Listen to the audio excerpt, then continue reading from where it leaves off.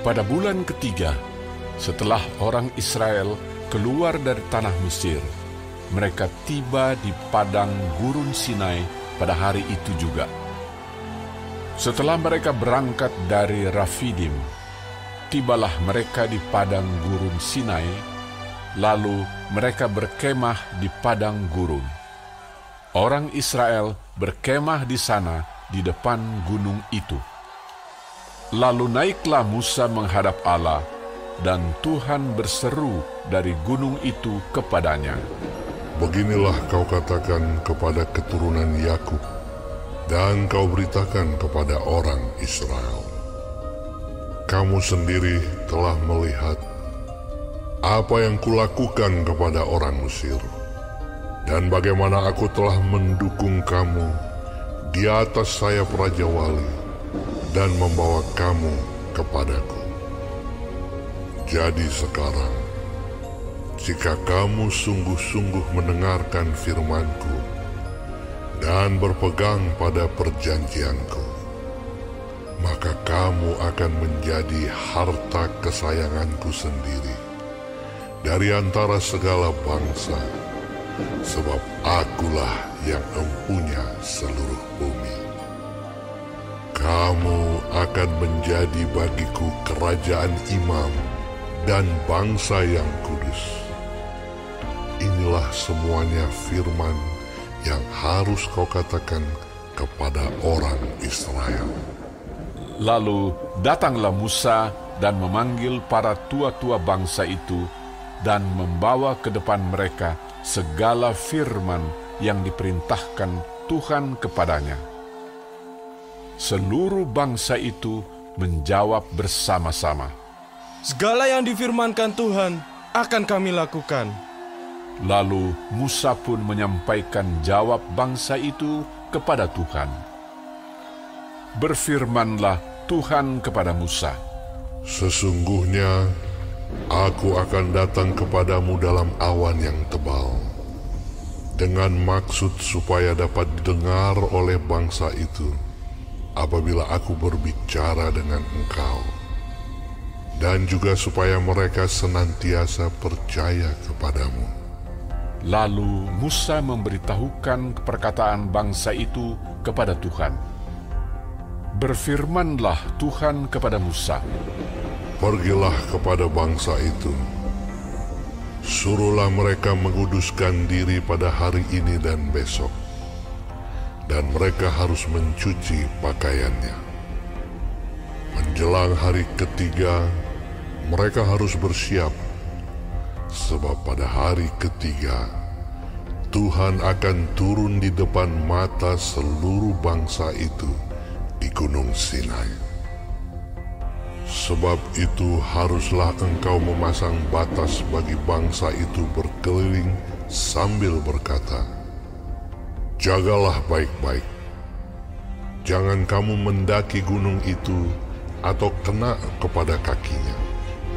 Sebab siapapun yang kena kepada gunung itu, pastilah ia dihukum mati. Tangan seorang pun tidak boleh merabanya. Sebab pastilah ia dilempari dengan batu atau dipanahi sampai mati. Baik binatang, baik manusia, ia tidak akan dibiarkan hidup. Hanya apabila sangkakala berbunyi panjang, barulah mereka boleh mendaki gunung itu." Lalu turunlah Musa dari gunung mendapatkan bangsa itu. Disuruhnyalah bangsa itu menguduskan diri, dan mereka pun mencuci pakaiannya. Maka kata Musa kepada bangsa itu, "Bersiaplah menjelang hari yang ketiga, dan janganlah kamu bersetubuh dengan perempuan." Dan terjadilah pada hari ketiga, pada waktu terbit fajar, ada guruh dan kilat dan awan padat di atas gunung, dan bunyi sangkakala yang sangat keras, sehingga gemetarlah seluruh bangsa yang ada di perkemahan. Lalu Musa membawa bangsa itu keluar dari perkemahan untuk menjumpai Allah dan berdirilah mereka pada kaki gunung. Gunung Sinai ditutupi seluruhnya dengan asap, karena Tuhan turun ke atasnya dalam api. Asapnya membubung seperti asap dari dapur, dan seluruh gunung itu gemetar sangat. Bunyi sangkakala kian lama, kian keras. Berbicaralah Musa, lalu Allah menjawabnya dalam huruf. Lalu turunlah Tuhan ke atas gunung Sinai, ke atas puncak gunung itu. Maka Tuhan memanggil Musa ke puncak gunung itu, dan naiklah Musa ke atas. Kemudian Tuhan berfirman kepada Musa, "Turunlah, peringatkanlah kepada bangsa itu, supaya mereka jangan menembus mendapatkan Tuhan hendak melihat-lihat. Sebab tentulah banyak dari mereka akan binasa. Juga para imam yang datang mendekat kepada Tuhan haruslah menguduskan dirinya, supaya Tuhan jangan melanda mereka." Lalu berkatalah Musa kepada Tuhan, Tidak akan mungkin bangsa itu mendaki gunung Sinai ini, sebab Engkau sendiri telah memperingatkan kepada kami. Demikian, pasanglah batas sekeliling gunung itu, dan nyatakanlah itu kudus. Lalu Tuhan berfirman kepadanya, "Pergilah, turunlah, kemudian naiklah pula, engkau beserta Harun. Tetapi para imam dan rakyat tidak boleh menembus untuk mendaki menghadap Tuhan, supaya mereka jangan dilandanya."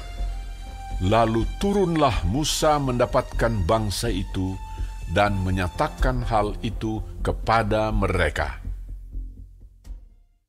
Lalu Allah mengucapkan segala firman ini, "Akulah Tuhan Allahmu, yang membawa engkau keluar dari tanah Mesir, dari tempat perbudakan. Jangan ada padamu Allah lain di hadapanku.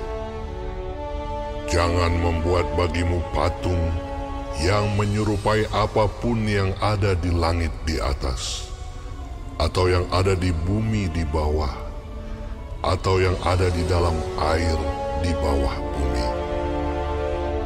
Jangan sujud menyembah kepadanya atau beribadah kepadanya, sebab Aku, Tuhan Allahmu, adalah Allah yang cemburu, yang membalaskan kesalahan bapa kepada anak-anaknya, kepada keturunan yang ketiga dan keempat dari orang-orang yang membenci Aku. Tetapi Aku menunjukkan kasih setia kepada beribu-ribu orang, yaitu mereka yang mengasihi Aku dan yang berpegang pada perintah-perintahku. Jangan menyebut nama Tuhan Allahmu dengan sembarangan, sebab Tuhan akan memandang bersalah orang yang menyebut namanya dengan sembarangan. Ingatlah dan kuduskanlah hari Sabat. 6 hari lamanya engkau akan bekerja dan melakukan segala pekerjaanmu. Tetapi hari ke-7 adalah hari Sabat Tuhan Allahmu. Maka jangan melakukan sesuatu pekerjaan, engkau atau anakmu laki-laki, atau anakmu perempuan, atau hambamu laki-laki, atau hambamu perempuan, atau hewanmu, atau orang asing yang di tempat kediamanmu. Sebab 6 hari lamanya Tuhan menjadikan langit dan bumi, laut dan segala isinya, dan Ia berhenti pada hari ke-7. Itulah sebabnya Tuhan memberkati hari Sabat dan menguduskannya. Hormatilah ayahmu dan ibumu, supaya lanjut umurmu di tanah yang diberikan Tuhan Allahmu kepadamu. Jangan membunuh, jangan berzina, jangan mencuri, jangan mengucapkan saksi dusta tentang sesamamu, jangan mengingini rumah sesamamu, jangan mengingini istrinya, atau hambanya laki-laki, atau hambanya perempuan, atau lembunya, atau keledainya, atau apapun yang dipunyai sesamamu. Seluruh bangsa itu menyaksikan guru mengguntung, kilat sabung menyabung, sangkakala berbunyi dan gunung berasap. Maka bangsa itu takut dan gemetar, dan mereka berdiri jauh-jauh. Mereka berkata kepada Musa, "Engkaulah berbicara dengan kami, maka kami akan mendengarkan. Tetapi janganlah Allah berbicara dengan kami, nanti kami mati."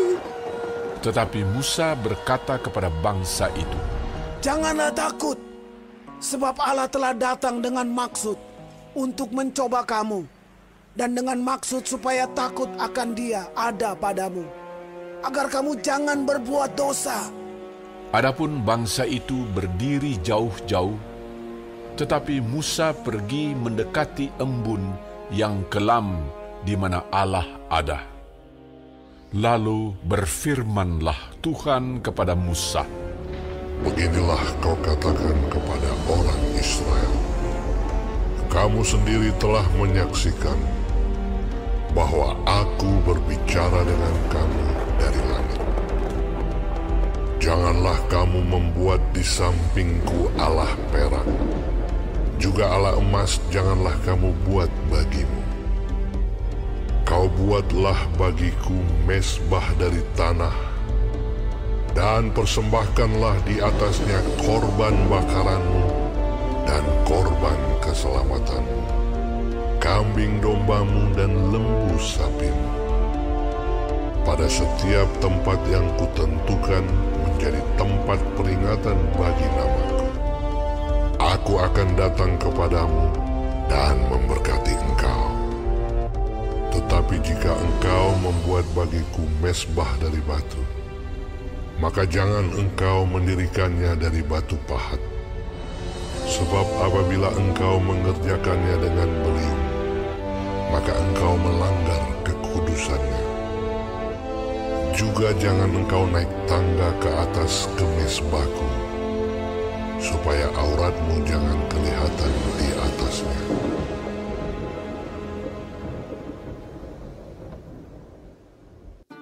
Inilah peraturan-peraturan yang harus kau bawa ke depan mereka. Apabila engkau membeli seorang budak Ibrani, maka haruslah ia bekerja padamu 6 tahun lamanya. Tetapi pada tahun yang ke-7, ia diizinkan keluar sebagai orang merdeka dengan tidak membayar tebusan apa-apa.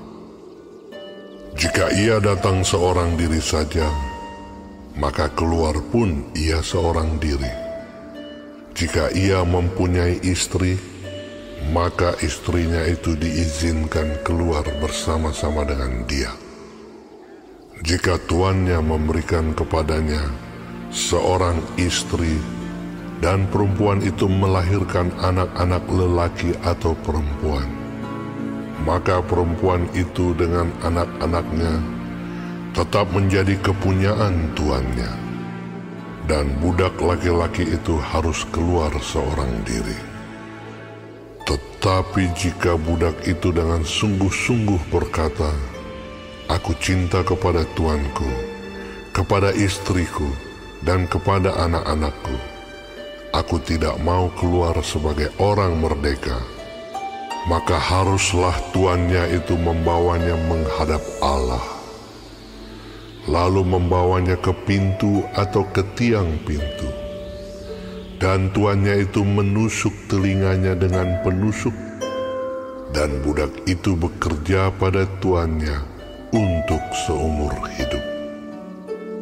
Apabila ada seorang menjual anaknya yang perempuan sebagai budak, maka perempuan itu tidak boleh keluar seperti cara budak-budak lelaki keluar. Jika perempuan itu tidak disukai tuannya yang telah menyediakannya bagi dirinya sendiri, maka haruslah tuannya itu mengizinkan ia ditebus. Tuannya itu tidak berhak untuk menjualnya kepada bangsa asing, karena ia memungkiri janjinya kepada perempuan itu.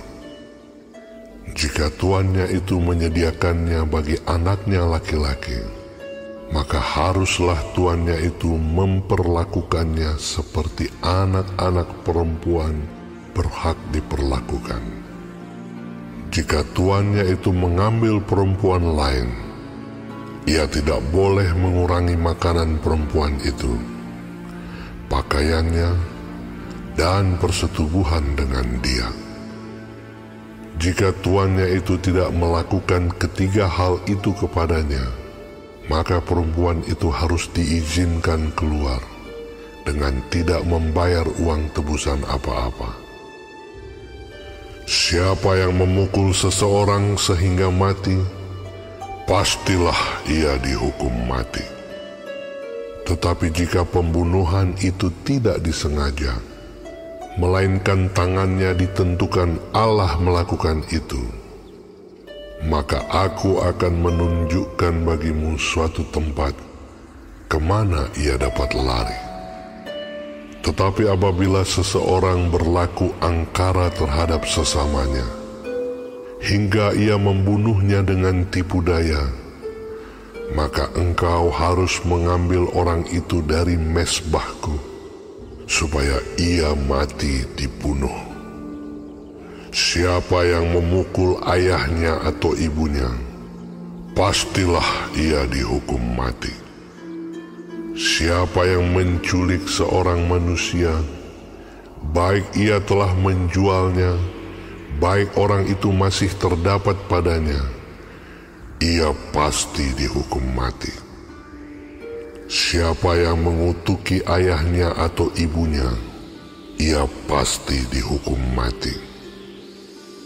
Apabila ada orang bertengkar, dan yang seorang memukul yang lain dengan batu atau dengan tinjunya, sehingga yang lain itu memang tidak mati, tetapi terpaksa berbaring di tempat tidur, maka orang yang memukul itu bebas dari hukuman, jika yang lain itu dapat bangkit lagi dan dapat berjalan di luar dengan memakai tongkat.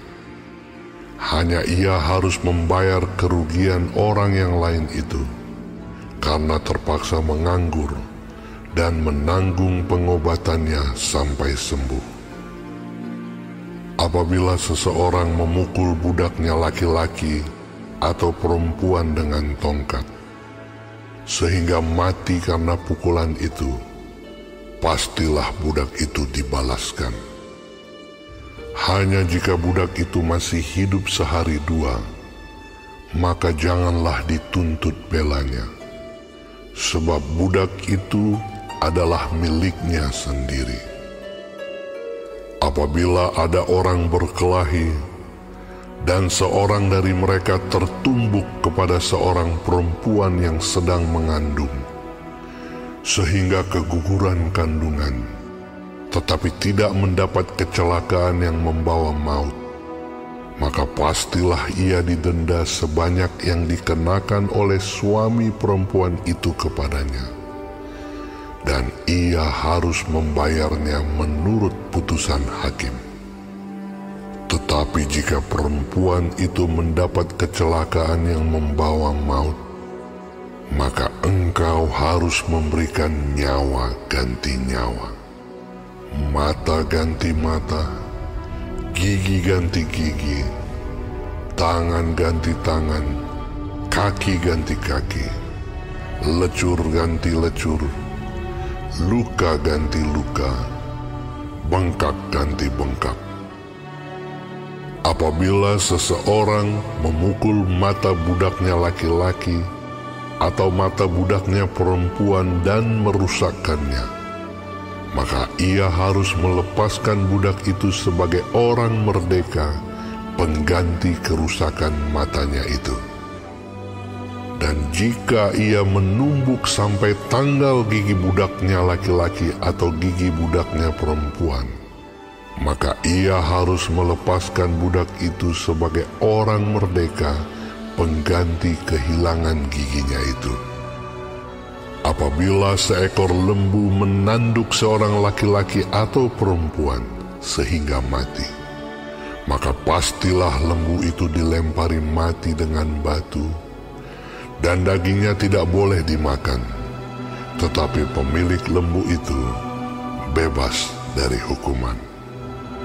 Tetapi jika lembu itu sejak dahulu telah sering menanduk dan pemiliknya telah diperingatkan, tetapi tidak mau menjaganya, kemudian lembu itu menanduk mati seorang laki-laki atau perempuan, maka lembu itu harus dilempari mati dengan batu, tetapi pemiliknya pun harus dihukum mati.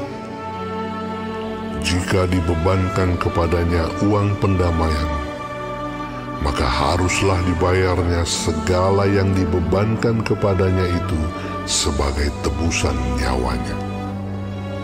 Kalau ditanduknya seorang anak laki-laki atau perempuan, maka pemiliknya harus diperlakukan menurut peraturan itu juga. Tetapi jika lembu itu menanduk seorang budak laki-laki atau perempuan, maka pemiliknya harus membayar 30 sikal perak kepada tuan budak itu, dan lembu itu harus dilempari mati dengan batu. Apabila seseorang membuka sumur, atau apabila seseorang menggali sumur dengan tidak menutupnya, dan seekor lembu atau keledai jatuh ke dalamnya, maka pemilik sumur itu harus membayar ganti kerugian.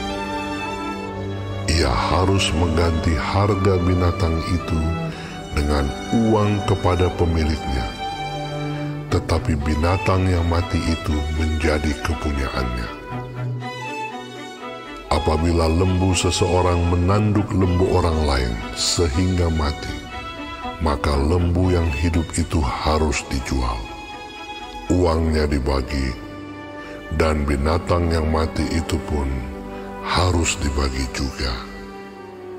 Tetapi, jikalau lembu itu terkenal telah sering menanduk sejak dahulu, dan walaupun demikian pemiliknya tidak mau menjaganya, maka ia harus membayar ganti kerugian sepenuhnya. Lembu ganti lembu, tetapi binatang yang mati itu menjadi kepunyaannya. Apabila seseorang mencuri seekor lembu atau seekor domba dan membantainya atau menjualnya, maka ia harus membayar gantinya, yakni 5 ekor lembu ganti lembu itu, dan 4 ekor domba ganti domba itu. Jika seorang pencuri kedapatan waktu membongkar, dan ia dipukul orang sehingga mati, maka si pemukul tidak berhutang darah. Tetapi jika pembunuhan itu terjadi setelah matahari terbit, maka ia berhutang darah. Pencuri itu harus membayar ganti kerugian sepenuhnya. Jika ia orang yang tak punya, ia harus dijual ganti apa yang dicurinya itu.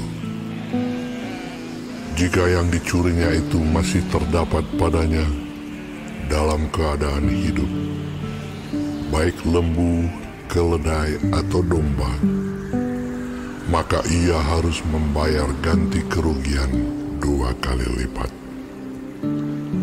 Apabila seseorang menggembalakan ternaknya di ladangnya atau di kebun anggurnya, dan ternak itu dibiarkannya berjalan lepas, sehingga makan habis ladang orang lain, maka ia harus memberikan hasil yang terbaik dari ladangnya sendiri, atau hasil yang terbaik dari kebun anggurnya sebagai ganti kerugian.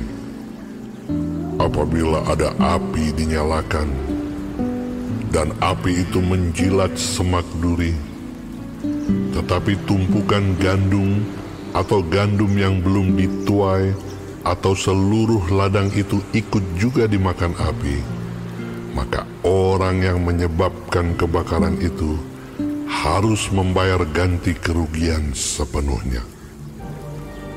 Apabila seseorang menitipkan kepada temannya uang atau barang, dan itu dicuri dari rumah orang itu, maka jika pencuri itu terdapat, ia harus membayar ganti kerugian 2 kali lipat.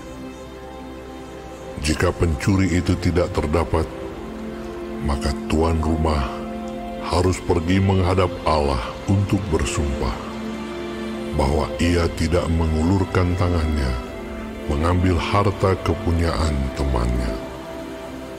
Dalam tiap-tiap perkara pertengkaran harta, baik tentang seekor lembu, tentang seekor keledai, tentang seekor domba, tentang sehelai pakaian, baik tentang barang apapun yang kehilangan, kalau seorang mengatakan, "Inilah kepunyaanku," maka perkara kedua orang itu harus dibawa ke hadapan Allah. Siapa yang dipersalahkan oleh Allah haruslah membayar kepada temannya ganti kerugian 2 kali lipat. Apabila seseorang menitipkan kepada temannya seekor keledai atau lembu atau seekor domba atau binatang apapun, dan binatang itu mati, atau patah kakinya, atau dihala orang dengan kekerasan, dengan tidak ada orang yang melihatnya, maka sumpah di hadapan Tuhan harus menentukan di antara kedua orang itu, apakah ia tidak mengulurkan tangannya mengambil harta kepunyaan temannya, dan pemilik harus menerima sumpah itu, dan yang lain itu tidak usah membayar ganti kerugian. Tetapi jika binatang itu benar-benar dicuri orang daripadanya, maka ia harus membayar ganti kerugian kepada pemilik. Jika binatang itu benar-benar diterkam oleh binatang buas, maka ia harus membawanya sebagai bukti. Tidak usah ia membayar ganti binatang yang diterkam itu. Apabila seseorang meminjam seekor binatang dari temannya, dan binatang itu patah kakinya atau mati, ketika pemiliknya tidak ada di situ, maka ia harus membayar ganti kerugian sepenuhnya. Tetapi jika pemiliknya ada di situ, maka tidak usahlah ia membayar ganti kerugian. Jika binatang itu disewa, maka kerugian itu telah termasuk dalam sewa. Apabila seseorang membujuk seorang anak perawan yang belum bertunangan dan tidur dengan dia, maka haruslah ia mengambilnya menjadi istrinya dengan membayar mas kawin. Jika ayah perempuan itu sungguh-sungguh menolak memberikannya kepadanya, maka ia harus juga membayar perak itu sepenuhnya, sebanyak mas kawin anak perawan. Seorang ahli sihir perempuan janganlah engkau biarkan hidup. Siapapun yang tidur dengan seekor binatang, pastilah ia dihukum mati. Siapa yang mempersembahkan korban kepada Allah, kecuali kepada Tuhan sendiri, haruslah ia ditumpas. Janganlah kau tindas atau kau tekan seorang orang asing, sebab kamu pun dahulu adalah orang asing di tanah Mesir.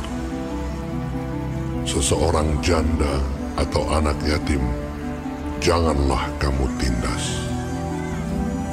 Jika engkau memang menindas mereka ini, tentulah aku akan mendengarkan seruan mereka jika mereka berseru-seru kepadaku dengan nyaring. Maka murkaku akan bangkit, dan aku akan membunuh kamu dengan pedang, sehingga istri-istrimu menjadi janda dan anak-anakmu menjadi yatim. Jika engkau meminjamkan uang kepada salah seorang dari umatku, orang yang miskin di antaramu, maka janganlah engkau berlaku sebagai seorang penagih hutang terhadap dia. Janganlah kamu bebankan bunga uang kepadanya. Jika engkau sampai mengambil jubah temanmu sebagai gadai, maka haruslah engkau mengembalikannya kepadanya sebelum matahari terbenam. Sebab hanya itu saja penutup tubuhnya. Itulah pemalut kulitnya. Pakai apakah ia pergi tidur? Maka apabila ia berseru-seru kepadaku, aku akan mendengarkannya, sebab aku ini pengasih. Janganlah engkau mengutuki Allah, dan janganlah engkau menyumpahi seorang pemuka di tengah-tengah bangsamu. Janganlah lalai mempersembahkan hasil gandummu dan hasil anggurmu.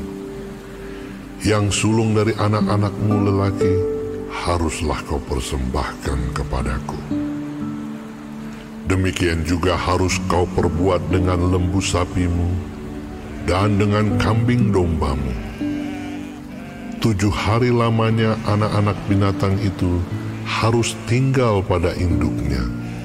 Tetapi pada hari yang ke-8, haruslah kau persembahkan binatang-binatang itu kepadaku.